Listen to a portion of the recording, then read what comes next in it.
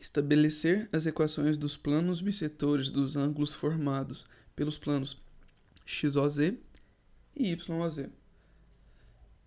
Bom, primeiramente eu vou tentar desenhar isso para a gente entender como é que é. Nós queremos... Vamos ver aqui quem é o plano XOZ. É o plano formado determinado pelos eixos X e Z. Então seria essa parede da esquerda aqui. Então esse aqui é o XOZ. E o plano YOZ, que seria a parede do fundo. Então a gente quer um plano que seja bissetor desses dois aqui. Bom, eu vou prolongar o eixo Y porque eu acho que isso vai facilitar o nosso entendimento. Então tá aqui.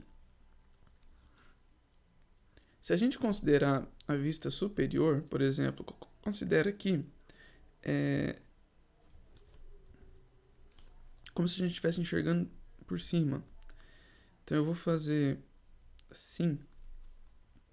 Eu sei que pode parecer meio estranho, mas eu vou fazer o eixo X meio como se estivesse para baixo aqui. Bom, então pensa nesse como eixo X e pensa nesse como eixo Y. É uma vista superior, como se a gente estivesse olhando de cima, tá bom? Com o eixo Z aqui, ó, apontando para nossa testa. Então, a estratégia é a seguinte. Primeiro vamos entender por que são dois planos bissetores. Então aqui, ó, a gente tem duas retas bissetoras. Essa daqui e essa daqui. Bom, essa primeira reta que está aqui, a gente poderia fazer ela assim. Aí a segunda reta, nós poderíamos fazê-la assim, por exemplo.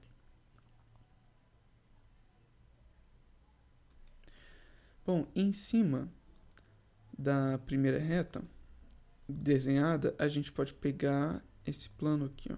E esse vai ser o primeiro plano bissetor. Bom, e em cima da segunda reta, a gente tem o outro plano bissetor. Então, a gente vai tentar determinar a equação desses dois planos. Essa reta aqui, ó, só para a gente conseguir entender, ela é a reta x igual a y. Bom, essa daqui é a reta x igual a menos y.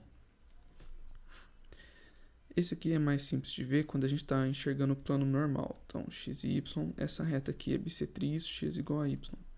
Mas aqui tá virado meio de cabeça para baixo, enfim, espero que isso não confunda vocês bastante. A gente vai utilizar essa ideia aqui depois. Ok, a primeira coisa que eu vou argumentar é que esses dois planos possuem a origem. Logo, a gente está procurando planos dessa forma aqui, ó. O coeficiente dele é igual a zero, porque ele contém a origem. Essa ideia foi utilizada no exercício 28, com referência no 27. Então, isso vai facilitar um pouquinho as nossas contas. Primeiramente, vamos tentar determinar esses planos. Precisamos de 3 pontos. Esses dois planos eles contêm o eixo Z também. Bom, então, o eixo Z está completamente contido por esses dois planos. Então, a gente pode pegar esse ponto aqui, ó, vamos chamar esse ponto de A, esse ponto de B. O ponto B, então, o A é a origem, e como ponto B, a gente pode pegar o ponto em cima do eixo Z. Bom, 001, por exemplo. Só colocar algum número na coordenada Z e as outras coordenadas iguais a zero, que a gente tem um ponto em cima desse plano, desse eixo Z. Agora vamos para o primeiro plano. Eu vou chamar esse primeiro plano aqui de plano π1 e o segundo plano de plano π2. Então, começando no π1. Precisamos de um ponto em cima dessa reta aqui, por exemplo. Bom, esse plano aqui, para começar, esse ponto, ele está no chão. Ele está no plano XY. Então, a gente já sabe, eu vou chamar isso aqui de C. A gente sabe que no ponto C, ele tem a terceira coordenada igual a 0. Agora, para que ele seja bissetor, ele precisa estar à mesma distância daqui e daqui, ó. Em outras palavras, ele vai precisar estar em cima dessa reta aqui.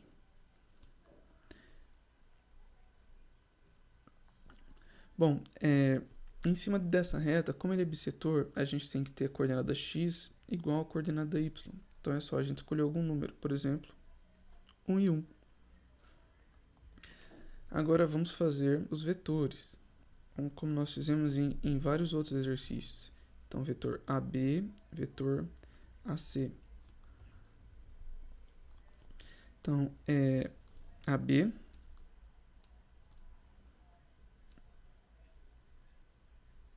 isso aqui é B menos A. Então, vai ficar 0 menos 0, 0 menos 0, 1 menos 0. Vetor AC, que é C menos A. Então, vai ficar 1 menos 0, 1 menos 0, 0 menos 0.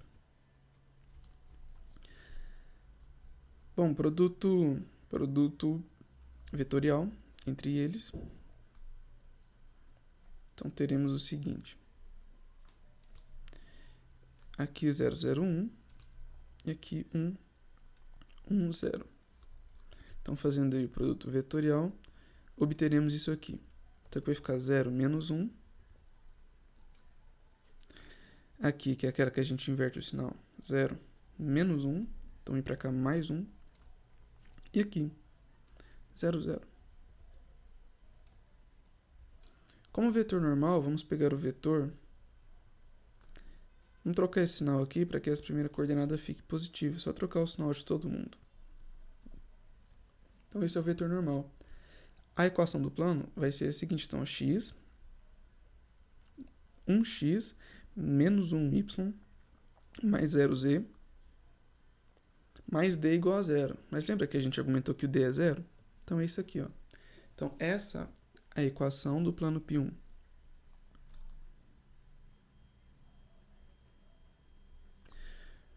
Ok, para o plano π2, a gente pode fazer a mesma estratégia. A gente pode pegar esse ponto aqui, ó.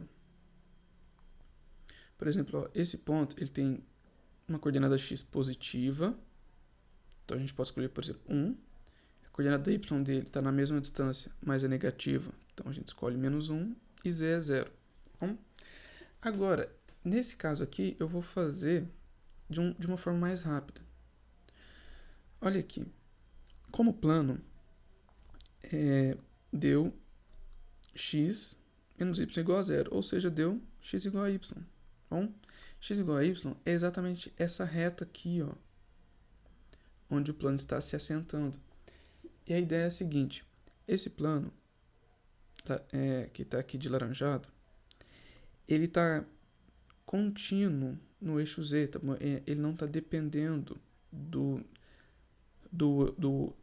da coordenada z. Bom, ele está ao longo do eixo z, melhor dizendo assim. Bom, ele contém completamente o eixo z. Então, acaba que a coordenada z não aparece aqui. O que sobra? Sobra exatamente a reta. Essa reta aqui, ó.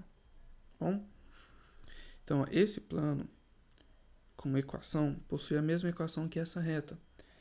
Isso pode ser meio estranho de se pensar, porque se a gente pensar a equação de plano igual a equação de reta, mas, enfim, no espaço, esse plano ele é como se fosse essa reta aqui escrita várias vezes. Bom, então a gente pode pegar a equação do plano como se fosse a equação da reta. Então aqui a gente pode pegar a equação da reta e pensar nisso aqui como sendo no R3 e a gente tem a equação do plano. No caso do plano π2,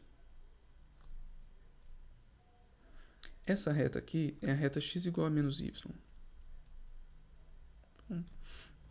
Essa reta de vermelho aqui, então, essa daqui. Bom, então, a gente pode pensar nesse plano π2 também como plano x igual a menos y.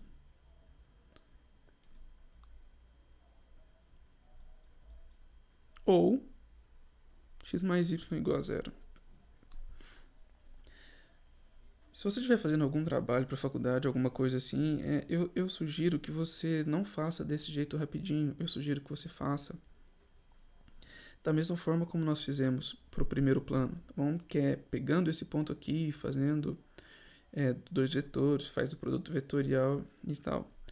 Mas, enfim, eu espero que vocês tenham entendido essa ideia de por que a gente pode escrever a equação desse plano dessa forma aqui.